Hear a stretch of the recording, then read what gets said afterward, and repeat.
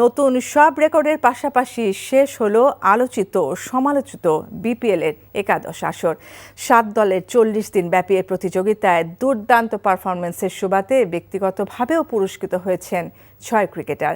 আগামী বছর থেকে ফ্র্যাঞ্চাইজিগুলোকে দীর্ঘ সময়ের জন্য বিপিএলের স্বত্ব দিতে বিসিবিকে আহ্বান জানিয়েছেন ফরচুন বরিশালের অধিনায়ক তামিম ইকবাল। রিপোর্ট কৌশল ইয়াসিরের। টিকিট বিতর্ক, অখ্যাত প্লেয়ারদের আনাগোনা থেকে খেলোয়াড়দের পারিশ্রমিক দিতে না পারা, নানা সমালোচনার মধ্যেও এবারের বিপিএলে মাঠে দারুণ ক্রিকেট দেখেছে দর্শকরা। এবারের আসরের এক ম্যাচে সর্বোচ্চ উইকেটের রেকর্ড গড়েছেন তাসকিন। ঢাকার বিপক্ষে 19 রান খরচ করে 7 উইকেট নেন তিনি। বিপিএলে এক আসরে বাংলাদেশিদের মধ্যে সবচেয়ে বেশি ছক্কার মালিক এখন তানজিদ তামিম।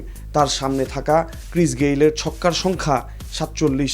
রাজশাহীর বিপক্ষে ঢাকার তানজিদ তামিম ও লিটন দাসের 241 রানের জুটি বিপিএলের ইতিহাসে সেরা।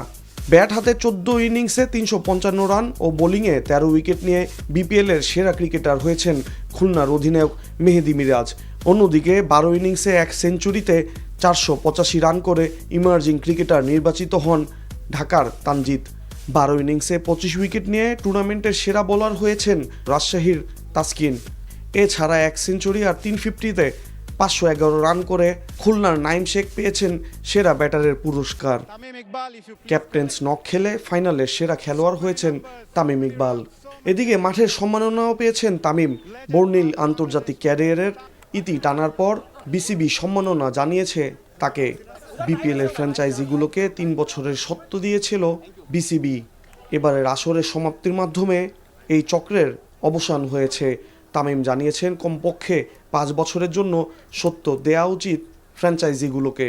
ওনার্স চেঞ্জ হয়েছে, লেটস সে চিটাগংয়ের এই বছরে একটা ওনার্স, নেক্সট ইয়ার আর একটা ওনার্স, বাট এটাতেও টিমটা তো একই থাকতেছে, টিমের প্লেয়াররা তো একই থাকতেছে। সো ওনার চেঞ্জ হোক বা না হোক, অন্য কেউ আসুক না আসুক, কেউ যদি চিটাগংয়ে রিপ্রেজেন্ট করে থাকে, they should be allowed to retain from their squad. And তাদের যদি ইচ্ছা হয় যে রিটেনই করবে না, এটা তাদের ব্যক্তিগত ব্যাপার।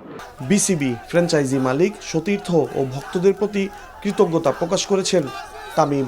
কুশল ইয়াসির, এনটিভি নিউজ, ঢাকা।